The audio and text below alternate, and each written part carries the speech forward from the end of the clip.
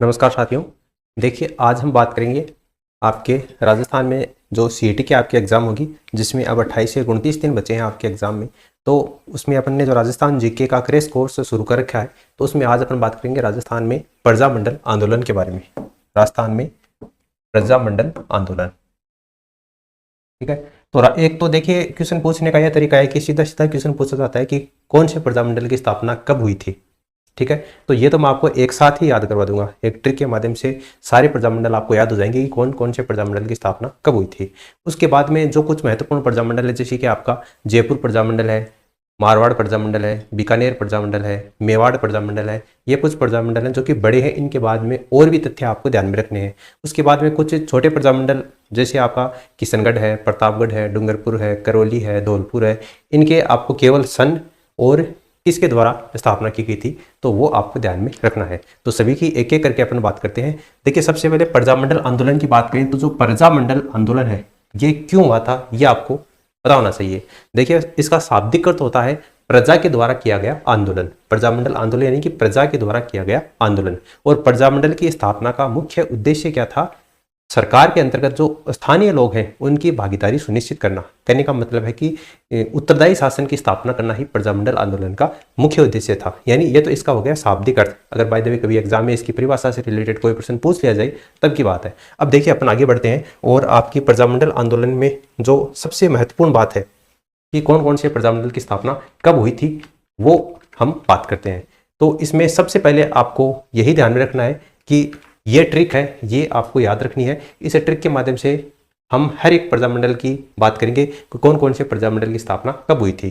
देखिए, ट्रिक है, जब माँ हावी होती, जब माँ हावी होती धो देती। यानी कि माँ है, जब भी हावी होती है, जब भी माँ को गुस्सा आता है तो वो धो देती है, यानी कि दो चार वो चनपट लगा देती है। और जब माँ चनपट लगाती है तो किसके पास जाते हैं? अपन काकी के पास में जाते हैं, ठीक है। यानी कि याद रखने का तरीका है, इस ट्रिक को आपको इस तरीके से याद रखना है कि जब माँ हावी होती तो धो देती। यहाँ पर हावी की जगह आपको हावी लिखना है, ठीक है, क्योंकि अपन को प्रजामंडल याद करना है, इसलिए हावी की जगह हावी लिखना है।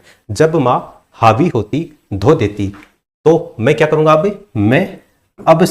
मैं अब से काकी को सकुशल बड़ा जाप झालूंगा। यानी कि काकी की है वो मैं क्या करूंगा? काकी को खुश रखूंगा, ताकि माँ जो है वो जब भी गुस्सा करती है तो मैं काकी के पास में चला जाऊं। इस तरीके से आप इसको याद रख सकते हैं। जब माँ हावी होती धो देती, मैं अब से काकी को सकुशल बड़ा जाप झालूंगा। ये ट्रिक आपको याद करनी ही है, क्योंकि यहाँ से एक प्रश्न तो आपका सीधा सा यहीं से सोल्व हो जाएगा, कौन कौन से प्रजामंडल है उसकी स्थापना कब हुई थी। तो देखिए, यहाँ पर सारे प्रजामंडल मैंने लिख दिए हैं। जय बै, तो जय से क्या हो जाएगा आपका? जयपुर, जयपुर प्रजामंडल। उसके बाद बै से बूंदी प्रजामंडल, फिर माँ से मारवाड़ प्रजामंडल, उसके बाद में हावी में हाड़ौती प्रजामंडल, फिर हावी तो बीकानेर प्रजामंडल। ये होती साइलेंट है। जिस तरीके से अपन नाइफ की स्पेलिंग लिखते हैं तो क्या साइलेंट होता ना, उस तरीके से आपका होती और देती ये दोनों क्या है? साइलेंट है। और धो से क्या हो जाएगा आपका? धौलपुर। बिल्कुल इत्मीनान से बैठकर आपको सुनना है जो मैं यहाँ पर बताऊंगा। यहाँ से 5 से 6 प्रश्न आपके एग्जाम में आपको 5 से 6 नंबर के क्वेश्चन है वो देखने को मिल जाएंगे, तो आपको आराम से सुनना है। मे से क्या हो जाएगा आपका? मेवाड़, मेवाड़ प्रजामंडल। उसके बाद में ए भय, तो ऐसे अलवर और भय से भरतपुर, दोनों साथ में है। ऐसे अलवर और भय से भरतपुर। अब इस सै से आपको सिरोही नहीं करना है, ये ध्यान में रखना है। एक सै तो यहां पर आएगा और एक सै, ऐसा नहीं कि हर कोई सा हर कहीं रख दें, क्योंकि अपन यहां पर सन की बात करने वाले हैं, इसलिए क्रम से चलना भी जरूरी है, ठीक है। इस सै का मतलब क्या हो जाएगा आपका? शाहपुरा है, सिरोही नहीं है, ठीक है, शाहपुरा। उसके बाद में ये का है, तो का से आपको कै निकालना है, करौली। उसके बाद में ये की है, तो यहां से किशनगढ़। उसके बाद में ये को है, तो यहां से कोटा। उसके बाद ये सह है, तो यहां पर तो क्या आ गया? सह से शाहपुरा। और यहां पर क्या आ जाएगा? सह से सिरोही आ जाएगा, सिरोही। और कुशल में क्या आ जाएगा? कुशलगढ़, ठीक है। अब देखिए आगे, बड़ा बै और डे, तो बै से क्या हो जाएगा? बांसवाड़ा। और डैश से डूंगरपुर है ही। उसके बाद में जाप जालूंगा, तो देखिए यहां पर जैसे हो जाएगा जैसलमेर, और इस पै से हो जाएगा प्रतापगढ़। अब ये झालूंगा तो यहां से हो जाएगा झालावाड़। अब आपको पता होगा झालावाड़ रियासत सबसे नवीनतम रियासत है, तो झालावाड़ प्रजामंडल है, ये सबसे नवीन प्रजामंडल हो जाएगा। ठीक है, झालावाड़ लास्ट में आएगा और स्टार्टिंग में अपना क्या आएगा, जयपुर आएगा। अब देखो सारे प्रजामंडल अपन ने लिख लिए। अब क्रम से आपको याद करना है कि कौन कौन से प्रजामंडल की स्थापना कब हुई थी। तो देखिए यहाँ पर आपको क्या करना है, सारे प्रजामंडल की स्थापना 1900 में हुई थी, यानी 1931 से शुरू होती है, तो 1900 से शुरू होगी। तो देखिए यहाँ पर आपको लिखना है 1931, 1931, 1931। ठीक है, उसके बाद में 1934, 1934 बिल्कुल इजी वे से याद हो जाएंगे, 1936, 1936।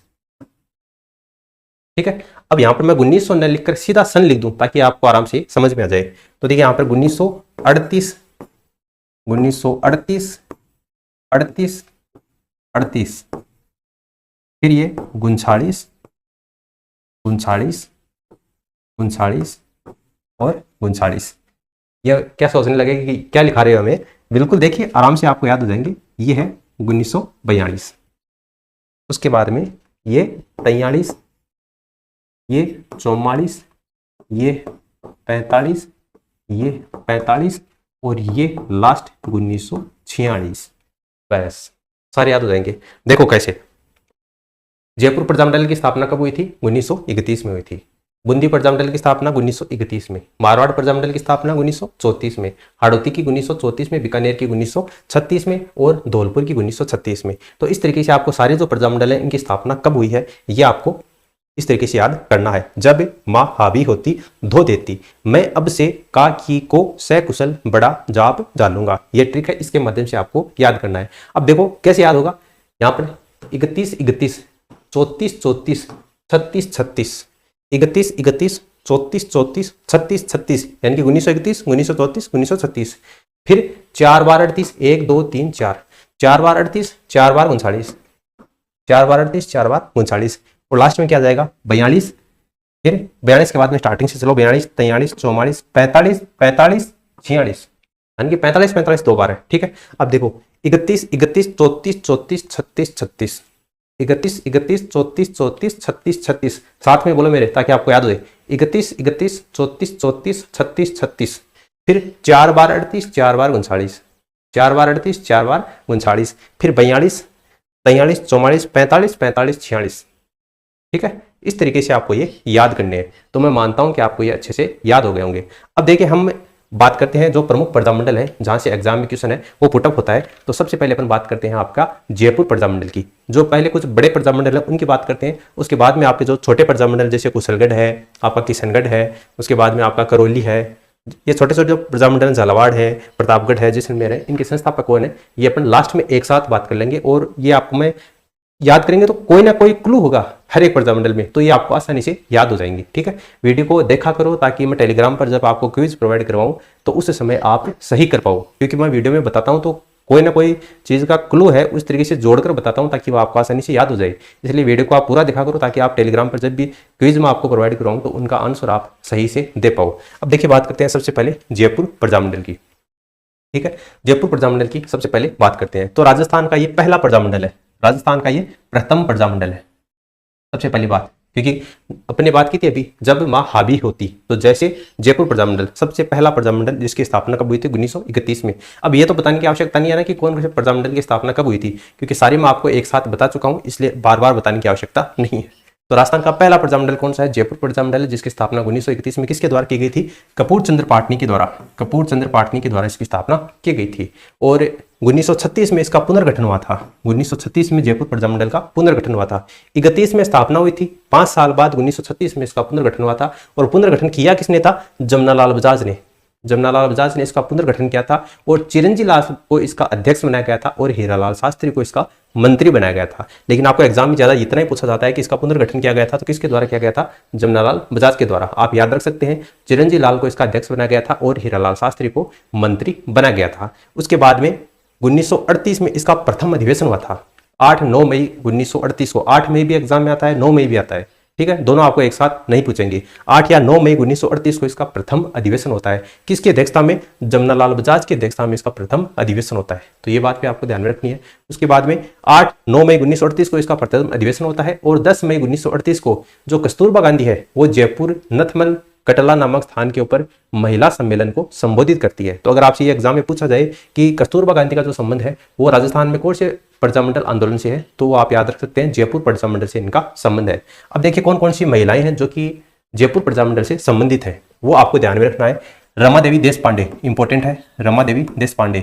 इसके बाद में सुमित्रा देवी, सुशीला देवी और रत्ना देवी। तो ये आपको एग्जाम में पूछी जाती है। सबसे ज्यादा रमा देवी देश पांडे का नाम है वो एग्जाम में देखने को मिलता है। तो आपको चारों ही ध्यान में रखनी है, रमा देवी देश पांडे, सुमित्रा देवी, सुशीला देवी और रत्ना देवी। ये कौन से प्रजामंडल आंदोलन से संबंधित महिलाएं हैं? तो जयपुर प्रजामंडल आंदोलन से संबंधित महिलाएं हैं। अब देखिए बात करते हैं कुछ प्रमुख दिवस जो एग्जाम में पूछे जाते हैं। एक तो सीधा सा है कि कौन सा दिवस है वो कौन से प्रजामंडल आंदोलन से संबंधित है, इतने पूछा जाता है आपको कि किसान दिवस है वो कौन से प्रजामंडल आंदोलन से संबंधित है, किसान दिवस, तो वो आपका जयपुर प्रजामंडल आंदोलन से संबंधित है, आप याद रख सकते हैं। जयपुर दिवस और सीकर दिवस, ये दोनों तो आपको ऐसे याद रह जाएंगे कि सीकर है वो किसके अंडर में? जयपुर के अंडर में आता था। तो सीकर में जैसे कोई घटना हुई है तो आपको जयपुर प्रजामंडल से ही संबंधित है। तो सीकर दिवस और जयपुर दिवस ये दोनों तो जयपुर प्रजामंडल से है ही। इसके साथ में आपका किसान दिवस है, ये भी जयपुर प्रजामंडल से संबंधित है। इंपॉर्टेंट है, किसान दिवस पूछा जाता है एग्जाम में, ठीक है। किसान दिवस से शिक्षक दिवस ये पूछे जाते हैं एग्जाम में। तो किसान दिवस किससे संबंधित है? जयपुर प्रजामंडल से। अगर आपसे बाय द वे पूछ लिया जाए तो 1939 में सीकर दिवस है, 1939 में ही जयपुर दिवस है और आपका 1939 के अंतर्गत ही आपका ये किसान दिवस, जयपुर दिवस और सीकर दिवस है। तो इनकी डेट आप ध्यान में रख सकते हो, लेकिन इतना आपको जरूरी नहीं है कि एग्जाम में इतना डिटेल से नहीं पूछा जाता है। इतना ही पूछा जाता है कौन सा दिवस है वो कौन से प्रजामंडल आंदोलन से संबंधित है। अब देखिए बात करते हैं जेंटलमैन एग्रीमेंट की। जेंटलमैन एग्रीमेंट, जयपुर प्रजामंडल की बात करें और जेंटलमैन एग्रीमेंट की बात ना करें, ऐसा तो हो ही नहीं सकता। तो 17 सितंबर 1942 को, 17 सितंबर 1942 को जेंटलमैन एग्रीमेंट कब हुआ था?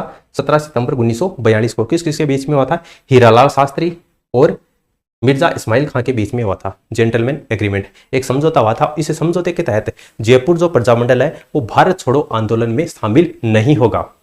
जेंटलमैन एग्रीमेंट में क्या डिसाइड हुआ था कि जयपुर प्रजामंडल है वो भारत छोड़ो आंदोलन में शामिल नहीं होगा, बदले में जयपुर में उत्तरदायी शासन की स्थापना की जाएगी। मैंने आपको स्टार्टिंग में बताया था प्रजामंडल आंदोलन का शाब्दिक अर्थ क्या है? प्रजा के द्वारा किया गया आंदोलन। और इसका उद्देश्य क्या था कि स्थानीय सरकार के अंतर्गत जो स्थानीय लोग हैं उनकी भागीदारी सुनिश्चित करना, यानी कि उत्तरदायी शासन की स्थापना करना। अगर उत्तरदायी शासन की स्थापना हो जाएगी तो वो आपका आंदोलन समाप्त हो जाएगा। तो इस जेंटलमैन एग्रीमेंट के तहत, ये समझौते के तहत ये तय किया गया था कि जयपुर प्रजामंडल भारत छोड़ो आंदोलन में भाग नहीं लेगा और इसके बदले में जयपुर में उत्तरदायी शासन की स्थापना की जाएगी। ये समझौता हो गया। लेकिन इसी समझौते में एक व्यक्ति थे बाबा हरिश्चंद्र, वो इस समझौते से खुश नहीं होते हैं क्योंकि ये प्रजामंडल आंदोलन है ये भारत छोड़ो आंदोलन में भाग नहीं ले रहा था। इसलिए बाद में बाबा हरिश्चंद्र हैं ये जयपुर प्रजामंडल से अलग हो जाते हैं और आजाद मोर्चे का गठन करते हैं। तो आजाद मोर्चे का गठन भी कब होता है? 1942 में ही होता है। आजाद मोर्चे का गठन किसने किया था? बाबा हरिश्चंद्र ने किया था। और बाद में जयपुर प्रजामंडल तो भाग नहीं लेता है, लेकिन इस आजाद मोर्चे ने भारत छोड़ो आंदोलन में भाग लिया था। तो ये पूछा जाता है एग्जाम में, आजाद मोर्चे का गठन किसके द्वारा किया गया था? तो बाबा हरिश्चंद्र के द्वारा किया गया था। उसके बाद में 1945 में जयपुर में धारा सभा का गठन हो जाता है। धारा सभा के अंतर्गत एक आपकी प्रतिनिधि सभा होती है और एक विधानसभा होती है। प्रतिनिधि सभा में 3 सदस्य होते हैं जबकि विधानसभा में 51 सदस्य होते हैं। धारा सभा का गठन होते ही जयपुर में जो स्थानीय लोग हैं उनकी भागीदारी सुनिश्चित हो जाती है, यानी कि उत्तरदायी शासन की स्थापना हो जाती है। और जैसे ही उत्तरदायी शासन की स्थापना होती है तो आपका जयपुर जो प्रजामंडल आंदोलन है ये आपका समाप्त हो जाता है। लेकिन आपको ये ध्यान में रखना है धारा सभा का गठन कब हुआ था? 1945 में। और 1946 के अंतर्गत जयपुर में जो देवी शंकर तिवाड़ी हैं, देवी शंकर तिवाड़ी, इसको मंत्री बनाया जाता है। तो ये राजस्थान के पहले गैर सरकारी मंत्री हैं। एग्जाम में पूछा जाता है राजस्थान के पहले गैर सरकारी मंत्री कौन है? तो देवी शंकर तिवाड़ी हैं। और जमनालाल बजाज के सम्मान में इसी देवी शंकर जो तिवाड़ी इन्होंने लोकवाणी समाचार पत्र का प्रकाशन किया था। जमनालाल बजाज के सम्मान में 1943 में इसने एक समाचार पत्र था जिसका नाम क्या था? लोकवाणी समाचार पत्र। लोकवाणी समाचार पत्र नाम से जमनालाल बजाज के सम्मान में इन्होंने ये पत्र जारी किया था। और इसी देवी शंकर तिवाड़ी के द्वारा जो जयपुर प्रजामंडल का 5वां अधिवेशन होता है हिंडौन में, उसकी अध्यक्षता की जाती है आपका देवी शंकर तिवाड़ी के द्वारा। तो ये इतनी बातें आपको जयपुर प्रजामंडल के बारे में ध्यान में रखनी है। एक बार आप वीडियो को फिर से देख लेना रिपीट करके, ताकि आपको अच्छे से समझ में आ जाए। मैं फिर से रिपीट नहीं करूंगा वरना वीडियो बहुत लंबा हो जाएगा। तो ठीक है, अपन आगे चलते हैं। अब आगे बात करते हैं अपन मेवाड़ प्रजामंडल आंदोलन की। ठीक है, तो मेवाड़ प्रजामंडल आंदोलन की बात करें तो मेवाड़ प्रजामंडल आंदोलन का गठन कब हुआ था? 1938 में। लेकिन ये डेट इंपॉर्टेंट है, एग्जाम में पूछी जाती है। 24 अप्रैल 1938, पूरी डेट आपको ध्यान में रखनी है। ठीक है, 24 अप्रैल 1938 को मेवाड़ प्रजामंडल का गठन हुआ था। किसके द्वारा किया गया था? तो माणिक्यलाल वर्मा के द्वारा। देखो अब इसको ध्यान से सुनना आप, मैं अभी जो बोलने जा रहा हूं इसको आप थोड़ा सा कान खोलकर ध्यान से सुनना है आपको। क्या है, अगर आपको पूछा जाए कि मेवाड़ प्रजामंडल का गठन किसके द्वारा किया गया था, तो माणिक्यलाल वर्मा के द्वारा। ठीक है, एग्जाम में प्रश्न की जो प्रकृति है उसको आपको ध्यान से पढ़ना है। मेवाड़ प्रजामंडल का गठन किसके द्वारा किया गया था? माणिक्यलाल वर्मा के द्वारा। आंसर हो गया, बात खत्म। मेवाड़ प्रजामंडल के अध्यक्ष कौन थे?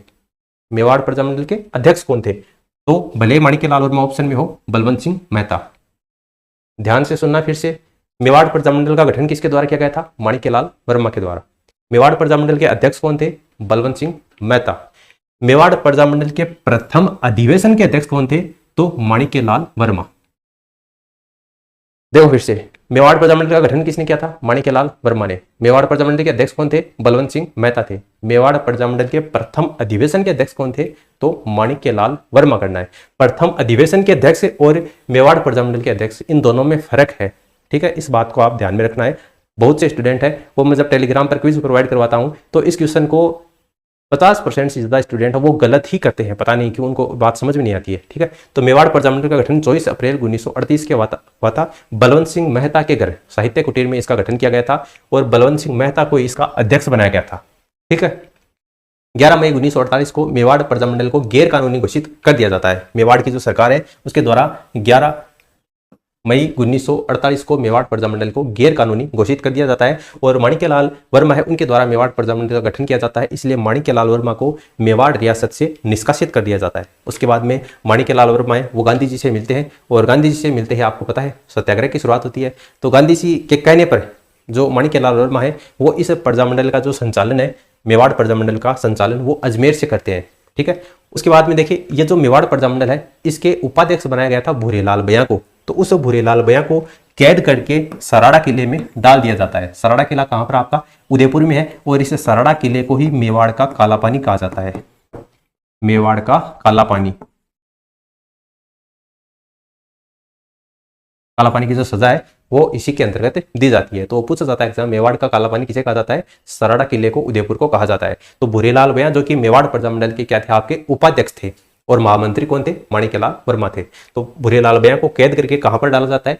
सराड़ा किले जो कि मेवाड़ का काला पानी है। उसके बाद में 4 अक्टूबर 1938 को मेवाड़ में सत्याग्रह की शुरुआत होती है और प्रथम सत्याग्रही पूछा जाए तो रमेश चंद्र भीलवाड़ा का था प्रथम सत्याग्रही। 4 अक्टूबर 1948 को मेवाड़ में सत्याग्रह की शुरुआत होती है और प्रथम सत्याग्रही कौन था? आपका रमेश चंद्र था जो कि भीलवाड़ा का था। बाद में 3 मार्च 1939 को गांधी जी के कहने के ऊपर इस सत्याग्रह को समाप्त कर दिया जाता है। ठीक है, अब देखिए आपको ध्यान रखना है मेवाड़ प्रजामंडल का जो प्रथम अधिवेशन होता है उसकी अध्यक्षता कौन करता है? माणिक्यलाल वर्मा। और यह अधिवेशन कब होता है? 1941 में। 25-26 नवंबर 1941 को सापरा हवेली उदयपुर में यह प्रथम अधिवेशन होता है जिसकी अध्यक्षता माणिक्यलाल वर्मा के द्वारा की जाती है। और इसका उद्घाटन किसने किया था? यह भी एग्जाम में पूछा जाता है। तो जेबी कृपलानी के द्वारा इस प्रथम अधिवेशन का उद्घाटन किया जाता है और इसमें आपकी जो विजय लक्ष्मी पंडित है वो भी इस अधिवेशन में शामिल होती हैं और खादी प्रदर्शनी का उद्घाटन करती हैं विजय लक्ष्मी पंडित इस मेवाड़ प्रजामंडल के पहले अधिवेशन के अंतर्गत। बाद में 3 मार्च 1947 को मेवाड़ संविधान की घोषणा कर दी जाती है और 46 सदस्यों की एक धारा सभा का गठन किया जाता है। धारा सभा या विधानसभा का गठन होते ही आपको पता है उत्तरदायी शासन की स्थापना हो जाती है और जो आंदोलन है वो समाप्त हो जाता है। तो 46 सदस्यों की एक धारा सभा का गठन किया जाता है और इस धारा सभा में आपको ध्यान में रखना है, एक तो है के.एम. मुंशी ने जो संविधान संशोधन प्रस्तुत किया था, के.एम. मुंशी के संविधान संशोधन को प्रजामंडल ने अस्वीकार कर दिया था। और किसको स्वीकार किया था?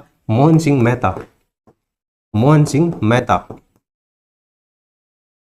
मेहता को जो संविधान संशोधन है इसको प्रजामंडल ने स्वीकार किया था, जबकि के.एम. मुंशी के संविधान संशोधन को प्रजामंडल ने अस्वीकार कर दिया था। मोहन सिंह मेहता के संविधान संशोधन को मंजूर करते हुए कार्यपालिका को धारा सभा के प्रति उत्तरदायी बनाया गया था। अगर आपको यह पूछा जाए कि मेवाड़ प्रजामंडल के अंतर्गत कौन कौन सी महिलाएं शामिल हुई थी, तो नारायणी देवी वर्मा और भगवती देवी वर्मा, ये दोनों बहुत बार एग्जाम में पूछी जाती है।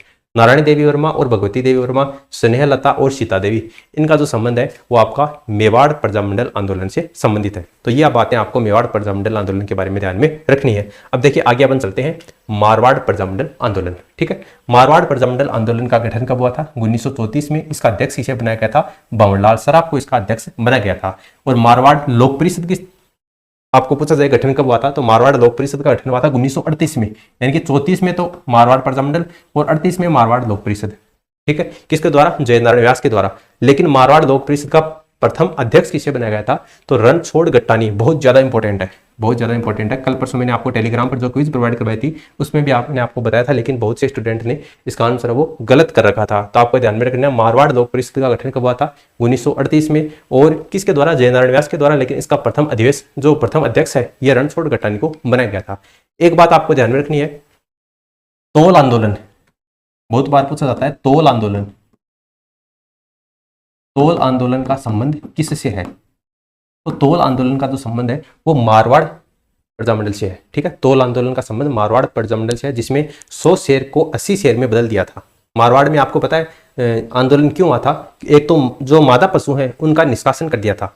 जब मारवाड़ में प्रजामंडल आंदोलन हुआ था उसमें मारवाड़ की प्रजामंडल की स्थापना के समय जोधपुर के शासक कौन थे? उमेद सिंह थे। तो उमेद सिंह ने यह आदेश जारी किया था कि मारवाड़ के अंतर्गत जो भी मादा पशु हैं उनका निष्कासन किया जाए। तो जनता ने विरोध कर दिया, क्योंकि मादा पशु अगर निष्कासन हो जाए तो नए पशु कहाँ से आएंगे? इसलिए किसानों की मुख्य जो आय का स्रोत है वो आपके पशु थे। तो अगर मादा पशुओं को राज्य से बाहर कर दिया जाएगा तो नए पशु नहीं आएंगे। ठीक है, और नए पशु नहीं आएंगे तो किसानों की जो आजीविका है उसके ऊपर असर पड़ेगा। इसलिए उमेद सिंह ने मादा पशुओं के निष्कासन का जब आदेश दे दिया था तो मादा पशुओं के निष्कासन का विरोध करते हुए और तोल आंदोलन का विरोध करते हुए इस प्रजामंडल आंदोलन की शुरुआत हुई थी। तो ये आपको पूछा जाता है एग्जाम में, तोल आंदोलन का संबंध किससे है? तो मारवाड़ प्रजामंडल या जोधपुर प्रजामंडल से तोल आंदोलन का संबंध है। तो ये आपको ध्यान में रखना है। 1934 में इसका गठन हुआ था। भंवरलाल सराफ को इसका अध्यक्ष बनाया गया था, जबकि अभयमल जैन को इसका मंत्री बनाया गया था। अब देखिए कुछ ऐसे नेता हैं जो कि जिन्होंने इस जोधपुर प्रजामंडल या मारवाड़ प्रजामंडल को समर्थन दिया था। जैसे 1936 के अंतर्गत आपका जो पटाभी सीतारमैया है उन्होंने इस मारवाड़ प्रजामंडल को समर्थन दिया था। और 1938 में सुभाष चंद्र बोस और विजय लक्ष्मी पंडित ने भी समर्थन दिया था। और 1945 में जवाहरलाल नेहरू के द्वारा भी प्रजामंडल, ये जो मारवाड़ प्रजामंडल आंदोलन है इसको समर्थन दिया गया था। तो ये पूछ लिया जाता है कई बार, पटाभी सीतारमैया, सुभाष चंद्र बोस, विजय लक्ष्मी पंडित और जवाहरलाल नेहरू, इनको कौन से प्रजामंडल आंदोलन को इन्होंने समर्थन दिया था? तो मारवाड़ प्रजामंडल या जोधपुर प्रजामंडल को इन्होंने समर्थन दिया था। उसके बाद देखिए कुछ समाचार पत्र हैं जो कि आपके मारवाड़ प्रजामंडल आंदोलन से संबंधित है, जो कि मुख्य रूप से आपके जयनारायण व्यास के द्वारा ही निकाले गए थे। जिसमें आपको अखंड भारत जो समाचार पत्र है ये आपका कहाँ से प्रकाशित होता था? तो बॉम्बे से प्रकाशित होता था। अखंड भारत समाचार पत्र है ये आपका बॉम्बे से प्रकाशित होता था। किसके द्वारा प्रकाशित किया गया था? तो ये जयनारायण व्यास के द्वारा प्रकाशित किया गया था। और तरुण राजस्थान जो समाचार पत्र है ये भी किसका था? आपका जयनारायण व्यास का था। आगीबाण की बात करें तो आगीबाण जो समाचार पत्र ये आपका ब्यावर अजमेर से था। पहले भी हम इसके बारे में बात कर चुके हैं। राजस्थानी भाषा का पहला राजनीतिक समाचार पत्र था कौन सा? आगीबाण। और ये आपका पाक्षिक समाचार पत्र था, यानी कि 15 दिन से ये प्रकाशित होने वाला समाचार पत्र था। उसके बाद में बात करें पीप, तो पीप जो समाचार पत्र है ये आपका दिल्ली से प्रकाशित होता था। ठीक है, अंग्रेजी भाषा का ये समाचार पत्र था और पाक्षिक था, ये भी 15 दिन से ही प्रकाशित होता था। उसके बाद में बात करें रियासती समाचार पत्र, तो ये सुमनेश जोशी के द्वारा प्रकाशित किया गया था। रियासती समाचार पत्र का प्रकाशन वर्ष भी आपसे पूछ लिया जाता है। 1945 में रियासती समाचार पत्र का प्रकाशन किया गया था। और जोधपुर के जो शासक थे हनवंत सिंह या होनत सिंह, वो पाकिस्तान में मिलना चाहते थे। तो पाकिस्तान में मिलने की जो योजना है उसका पर्दाफाश किसने किया था? सुमनेश जोशी के द्वारा रियासती समाचार पत्र में ही किया गया था। इसके अलावा और भी कई समाचार पत्र हैं जो कि आपके मारवाड़ प्रजामंडल आंदोलन से ही संबंधित है। जैसे कि एक आपका है प्रजा सेवक नाम का समाचार पत्र है जो कि आपका अचलेश्वर प्रसाद शर्मा के द्वारा चलाया गया था। और एक है लोक सुधार नाम का जो समाचार पत्र है वो बलदेवराम मिर्धा के द्वारा निकाला गया था। तो ये और कुछ प्रमुख समाचार पत्र हैं जो कि आप ध्यान में रख सकते हैं। इसके बाद देखिए कुछ पुस्तिकाएं हैं जो कि आपको एग्जाम में पूछी जाती हैं। जैसे पोपाबाई की पोल है, मारवाड़ की वर्तमान अवस्था है और मार्च से संघर्ष क्यों। ये तीनों पुस्तकें किसकी हैं? पोपाबाई की पोल, मारवाड़ की वर्तमान अवस्था और मार्च से संघर्ष क्यों, ये तीनों ही पुस्तिकाएं किसकी हैं? आपकी जयनारायण व्यास की है। ठीक है, जयनारायण व्यास की हैं तीनों ही पुस्तिकाएं। एक बार फिर से देखो, पोपाबाई की पोल, मारवाड़ की वर्तमान अवस्था और मार्च से संघर्ष क्यों, ये तीनों पुस्तिकाएं किसकी हैं? जयनारायण व्यास की हैं। एग्जाम में पूछा जाता है। उसके बाद में गरीब की आवाज, तो गरीब की आवाज जो पुस्तिका है ये आपकी गणेशी लाल व्यास की है, गणेशी लाल व्यास की। और मारवाड़ में लूट, तो ये आपकी है प्रज्ञा चंद्र शर्मा की है, प्रज्ञा चंद्र शर्मा। और जोधपुर एक विराट राज्य, जोधपुर एक विराट राज्य, ये आपकी अचलेश्वर प्रसाद की है, अचलेश्वर प्रसाद जिन्होंने प्रज्ञा सेवक नाम का साप्ताहिक समाचार पत्र निकाला था, उन्होंने ही एक पुस्तिका निकाली थी जोधपुर एक विराट राज्य। ये कौन से प्रजामंडल आंदोलन से संबंधित है? मारवाड़ या जोधपुर प्रजामंडल आंदोलन से संबंधित है। अब देखिए कुछ महिलाएं हैं जो कि आपको एग्जाम में पूछी जाती हैं, गोरजा व्यास, रमा देवी व्यास, गोरजा व्यास, रमा देवी व्यास और महिमा देवी किंकर, ये इंपॉर्टेंट है। महिमा देवी किंकर कौन से प्रजामंडल आंदोलन से संबंधित है? तो ये आपका मारवाड़ प्रजामंडल से संबंधित है, महिमा देवी किंकर। अब देखिए दिवस बात करते हैं, जैसे अपन ने बात की थी जयपुर प्रजामंडल में भी आपने किसान दिवस है, जयपुर दिवस है, सीकर दिवस है, उनकी बात की थी। उसी तरीके से कुछ महत्वपूर्ण दिवस है मारवाड़ प्रजामंडल वाले जो दिवस हैं वो आपके ज्यादा इंपॉर्टेंट है, ठीक है। कृष्णा दिवस वेरी इंपॉर्टेंट है, कृष्णा दिवस एग्जाम में पूछा जाता है, और शिक्षक दिवस भी इंपॉर्टेंट है। वैसे सारे हैं लेकिन ये जो दो दिवस है, कृष्णा दिवस और आपका शिक्षक दिवस। कृष्णा दिवस है वो पहली बार कहां पर मनाया गया था कृष्णा दिवस? तो ये सबसे पहले बॉम्बे में, सबसे पहले बॉम्बे में, ये क्वेश्चन एग्जाम में पूछा जा चुका है। ये आपका मारवाड़ प्रजामंडल से संबंधित है लेकिन सबसे पहले ये बॉम्बे में मनाया गया था, उसके बाद में ये आपका जोधपुर में मनाना शुरू हुआ था। तो कृष्णा दिवस है उसका संबंध किससे है? मारवाड़ प्रजामंडल से। शिक्षक दिवस है इसका संबंध भी किससे है? मारवाड़ प्रजामंडल से है। दोनों ही 1936 में ही शुरू हुए थे, 1936 में ही। बाद में उत्तरदायी शासन दिवस, उत्तरदायी शासन दिवस है वो 1941 में मनाया गया था। उसके बाद में जोधपुर सत्याग्रह दिवस, जोधपुर सत्याग्रह दिवस और दमन विरोधी दिवस और विधानसभा विरोधी दिवस, ये आपके सारे मारवाड़ प्रजामंडल या जोधपुर प्रजामंडल से संबंधित है। एक स्वाधीनता दिवस भी एग्जाम में पूछा जाता है कई बार, स्वाधीनता दिवस जो कि 1932 में मनाया गया था, ये भी आपका मारवाड़ या जोधपुर आपका जो प्रजामंडल है उससे संबंधित है। तो ये इतनी बातें आपको इसके बारे में ध्यान में रखनी है। अब देखिए कुछ प्रमुख घटनाएं हुई थी जो कि आपकी जोधपुर प्रजामंडल से संबंधित है। अब ये पूरी डिटेल में अपन बात नहीं करेंगे क्योंकि इतना समय नहीं है, ना तो आपके पास में है ना मेरे पास में, ठीक है। जो घटनाएं हुई थी उसमें देखिए एक तो है चंडावल कांड और एक है डाबड़ा कांड। चंडावल कांड हुआ था 1942 में, चंडावल कांड कब हुआ था? 28 मार्च 1942 को, जबकि डाबड़ा कांड कब हुआ था? 1947 में, 13 मार्च 1947 को। और डाबड़ा कहां पर? आपका डीडवाना नागौर में है, डीडवाना नागौर। तो ये दोनों कांड है वो कौन से प्रजामंडल से संबंधित है? मारवाड़ या जोधपुर प्रजामंडल से संबंधित है। तो ये इतनी बातें आपको जोधपुर प्रजामंडल से संबंधित ध्यान में रखनी है। अब देखिए अपन बात करते हैं बीकानेर प्रजामंडल से संबंधित, ठीक है। बीकानेर प्रजामंडल की बात करें तो सबसे पहले इसकी स्थापना, तो जब माँ हाबी होती 31, 31, 34, 34, 36, 36 यानी कि 1936 के अंतर्गत आपका जो बीकानेर प्रजामंडल है इसकी स्थापना हुई थी। और कहां पर हुई थी? तो कोलकाता में हुई थी। अब देखिए कुछ ऐसे प्रजामंडल हैं जो कि आपके राजस्थान में उनकी स्थापना नहीं हुई थी, ठीक है। वो कौन कौन से हैं वो अपन मैं लास्ट में आपको बता दूंगा, कौन कौन से प्रजामंडल जिनकी स्थापना राजस्थान से बाहर हुई थी। तो एक तो उसमें एक तो है बीकानेर प्रजामंडल जिसकी स्थापना राजस्थान में न होकर कहां पर हुई थी? कलकत्ता में हुई थी, रत्नाबाई ट्रस्ट पर। उसके बाद में इसके अध्यक्ष किसे बनाया गया था? तो मग्गाराम वैद्य को।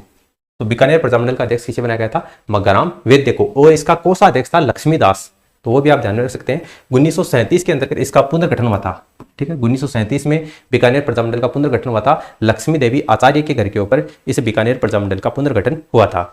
अब देखिए दिवस, बीकानेर प्रजामंडल से संबंधित दिवस है बीरबल दिवस, काफी इंपॉर्टेंट है। बीरबल दिवस कब मनाया गया था? तो ये 17 जुलाई 1946 को बीरबल दिवस मनाया गया था, 17 जुलाई 1946 को। देखिए बीरबल दिवस से संबंधित मैं आपको घटना बता देता हूं। बीरबल सिंह शहीद हुए थे 30 जून को, बीरबल सिंह शहीद हुए थे 30 जून को, जबकि 1 जुलाई को इनका अंतिम संस्कार किया गया था। और जो शहीद मेला लगता है वो 30 जून से लेकर 13 जुलाई तक लगता है, जबकि बीरबल दिवस कब मनाया गया था? 17 जुलाई 1946 को।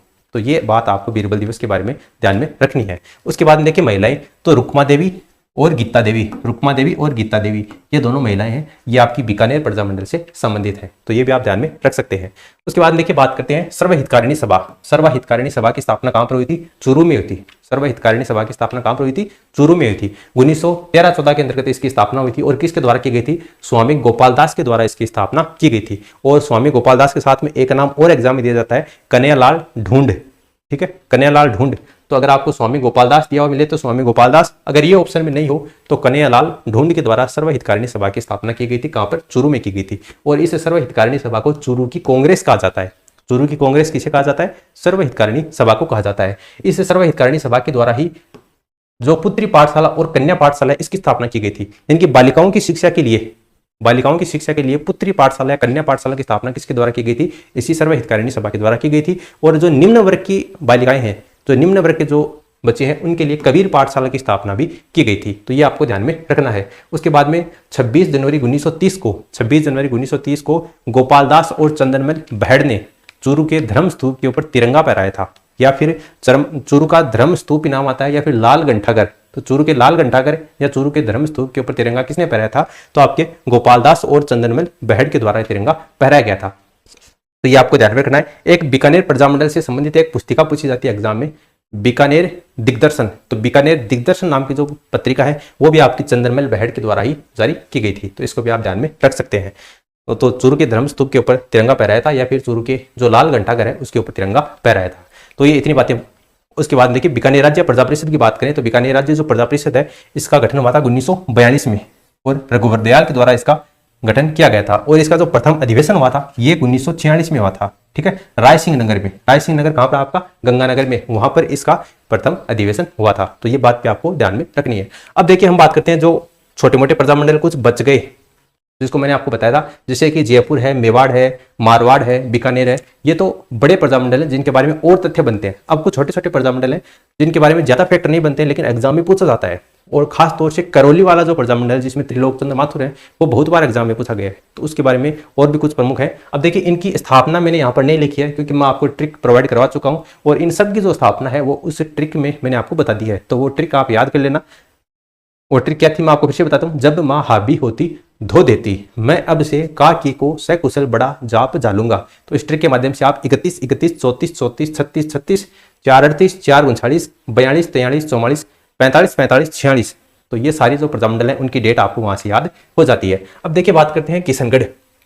किशनगढ़ जो प्रजामंडल है कांतिलाल चौथानी, ठीक, जो कौन कौन सा प्रजामंडल है और उसके संस्थापक कौन है ये मैंने आपको यहाँ पर लिखा है। तो आपको यही पूछा जाता है कि किशनगढ़ प्रजामंडल की स्थापना किसने की थी? कांतिलाल चौथानी ने। और बूंदी प्रजामंडल की स्थापना कांतिलाल जैन के द्वारा। कल परसों मैंने आपको टेलीग्राम के ऊपर एक क्विज प्रोवाइड करवाई थी जिसमें यही मैंने पूछा था आपका बूंदी प्रजामंडल की स्थापना, और मैंने वहां पर आपको कांतिलाल चौथानी और कांतिलाल जैन दोनों ऑप्शन भी दिए थे। लेकिन कांतिलाल जैन स्टूडेंट का बहुत कम पढ़ा हुआ है, कांतिलाल चौथानी तो फिर भी पढ़ लेते हैं।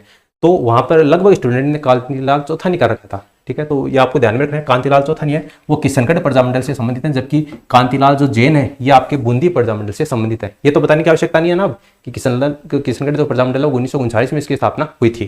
ठीक है, बूंदी कांतिलाल जैन। अब जैसलमेर प्रजामंडल और झालावाड़ दोनों को साथ में रखो। मैंने यहाँ पर साथ में आपको इसीलिए दे रखा है किशनगढ़ कांतिलाल चौथानी और बूंदी की कांतिलाल जैन, ताकि आप कंफ्यूज नहीं हो। उसके बाद में जैसलमेर और झालावाड़, इन दोनों को एक साथ इसलिए लिखा है क्योंकि आप यहाँ पर ध्यान से देखेंगे तो देखिए जैसलमेर प्रजामंडल में मिठालाल व्यास और झालावाड़ में मांगीलाल भव्य। यहाँ पर भी आधा वे आ रहा है और यहाँ पर भी आधा वे आ रहा है। ठीक है, ये थोड़ा सा क्लू है, आप याद रख सकते हैं। दोनों में आधा वे आ रहा है, इसमें भी आधा वे आ रहा है। तो झालावाड़ की बात करें तो मांगीलाल भव्य, जबकि जैसलमेर की बात करें तो मिठालाल व्यास। मिठालाल व्यास जैसलमेर प्रजामंडल के संस्थापक हैं। 1945 में जैसलमेर प्रजामंडल की स्थापना हुई थी, और कहां पर हुई थी? जोधपुर में। तो जैसलमेर प्रजामंडल की स्थापना कहां पर हुई थी? जोधपुर में। यह भी आपको ध्यान में रखना है। बीकानेर प्रजामंडल की स्थापना कहां पर हुई थी? कोलकाता में, जबकि जैसलमेर प्रजामंडल की स्थापना जोधपुर में हुई थी। ठीक है, उसके बाद में देखिए अलवर और धौलपुर। तो अलवर का हरि बिहारी, अलवर का आपको नाम याद रखना है हरि बिहारी। ठीक है, हरि बिहारी। अलवर नाम आते ही आपको हरि बिहारी याद में रखना है। हरि बिहारी, हरि का मतलब क्या है? हरि नारायण शर्मा। बिहारी का मतलब कुंज बिहारी लाल मोदी। हरि बिहारी, हरि का मतलब हरि नारायण शर्मा, बिहारी का मतलब कुंज बिहारी लाल मोदी। तो आपको जब भी अलवर प्रजामंडल से संबंधित पूछा जाए तो इन दोनों में से ही आपको एक नाम एग्जाम में देखने को मिलता है। उसके बाद में धौलपुर। तो धौलपुर में भी दो व्यक्ति हैं, ज्वाला प्रसाद जिज्ञासु और कृष्णदत्त पालीवाल। ज्वाला प्रसाद जिज्ञासु और कृष्णदत्त पालीवाल। ठीक है, ये दोनों नाम आपको ध्यान में रखने हैं, धौलपुर प्रजामंडल से संबंधित है। और देखिए एक आता है तासीमोकांड। ये तासीमोकांड कहां पर हुआ था? धौलपुर में हुआ था। और तासीमोकांड में शहीद होने वाले जो व्यक्ति कौन थे? छतर सिंह पंचम सिंह। ये दोनों एग्जाम में बहुत बार पूछे जाते हैं। छतर सिंह, पंचम सिंह कौन से कांड से संबंधित है? तो ये तासीमोकांड से संबंधित है, और ये कहां पर हुआ था? आपका धौलपुर में हुआ था। तो ये आपको ध्यान में रखना है। कोटा प्रजामंडल से संबंधित कौन है? तो कोटा में नैनूराम शर्मा। कोटा प्रजामंडल आ जाए या फिर हाड़ौती प्रजामंडल आ जाए। हाड़ौती आएगा तो भी नैनूराम शर्मा है, लेकिन हाड़ौती में अगर आपको नैनूराम शर्मा ऑप्शन में नहीं दे रखा हो तो पंडित अभिन्न हरि ये आपके हाड़ौती प्रजामंडल से संबंधित है। तो कोटा प्रजामंडल से नैनूराम शर्मा और हाड़ौती से नैनूराम शर्मा और पंडित अभिन्न हरि, ये आपको ध्यान में रखने हैं। उसके बाद देखिए अगला है डूंगरपुर। तो डूंगरपुर और बांसवाड़ा, इन दोनों को देखो कैसे याद करोगे। डूंगरपुर में आपको ध्यान में रखना है भोडू, भोडू, और बांसवाड़ा में बाबू।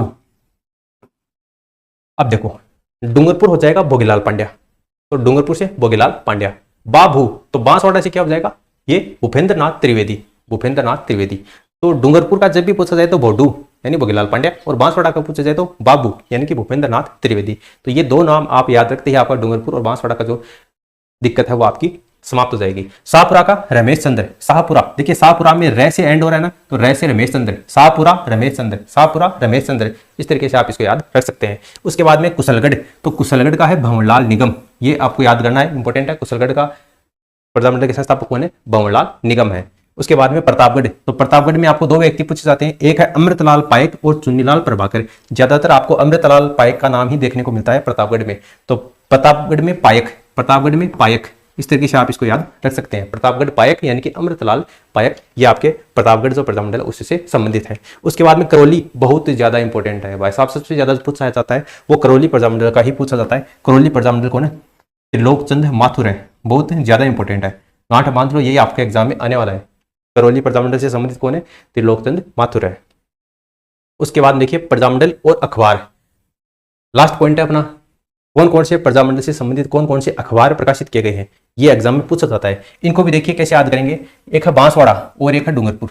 तो बांसवाड़ा और डूंगरपुर दोनों पास पास में ही है, तो देखिए बांसवाड़ा से संग्राम तो डूंगरपुर से सेवक, बांसवाड़ा से संग्राम तो डूंगरपुर से सेवक, ठीक है, संग्राम सेवक, संग्राम सेवक, बांसवाड़ा डूंगरपुर, इस तरीके से आप इसको याद रख सकते हैं। जैसलमेर में देखिए जैसलमेर तो विजय, जैसलमेर विजय। उसके बाद में भरतपुर, तो भरतपुर में आप देखोगे, देखिए भरतपुर और वैभव, थोड़ा क्लो मिल रहा है ना आपको, इतना अगर आपको एग्जाम में मिल जाएगा, क्योंकि वहां पर अगर आपको ऑप्शन में इस तरीके से आप ढूंढोगे तो ये चीज आपको जरूर मिल जाएगी, और किसी ऑप्शन में ये चीज आपको नहीं मिलेगी। और इतना अगर आपने कक्षा ध्यान से देखी है, सुनी है मेरी बातों को, तो वो देखते ही आप पहचान जाओगे कि विजय जो अखबार है वो किससे संबंधित है, जैसलमेर से संबंधित है, वैभव अखबार किससे संबंधित है, भरतपुर से संबंधित है, ठीक है। तो ये बातें आपको ध्यान में रखनी है। अब देखिए एक और बात मैं आपको बता दूं जो कि अक्सर एग्जाम में पूछी जाती है, फिर आप कहोगे सर हमें बताया नहीं और एग्जाम में प्रश्न पूछ लिया। एक है राजपूताना मध्य भारत सभा, राजपूताना मध्य भारत सभा, राजपूताना मध्य भारत सभा, राजपूताना मध्य भारत सभा की 4 बैठकें हुई थी, ये इंपॉर्टेंट है, एग्जाम में पूछी जाती है। और कौन सी बैठक कहां पर हुई थी, ये आपको क्रमशः याद रखनी है। पहली बैठक हुई थी दिल्ली में, पहली बैठक कहां पर हुई थी, दिल्ली में हुई थी। दूसरी बैठक कहां पर हुई थी, दूसरी बैठक हुई थी आपकी अमृतसर में, अमृतसर। और तीसरी बैठक हुई थी अजमेर, और चौथी बैठक हुई थी नागपुर, ठीक है। ये आपको चारों बैठक है, ये क्रमशः याद रखनी है, ठीक है। दिल्ली, अमृतसर, अजमेर, नागपुर, ये राजपूताना मध्य भारत सभा की 4 बैठकें हुई थी। पूछा जाता है एग्जाम में राजपूताना मध्य भारत सभा की दूसरी बैठक कहां पर हुई थी, राजपूताना मध्य भारत सभा की तीसरी बैठक कहां पर हुई थी, इस तरीके से एग्जाम में पूछा जाता है, बहुत बार मैंने देखा है, तो ये आपको ध्यान में रखना है, ठीक है।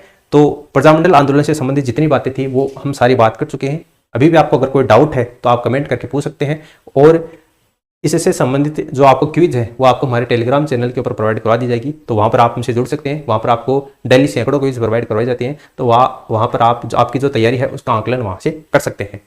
अगले वीडियो में मिलते हैं अपन प्रजामंडल आंदोलन से संबंधित जो भी MCQ होंगे उनके बारे में क्विज अपन यहाँ पर भी लगाएंगे।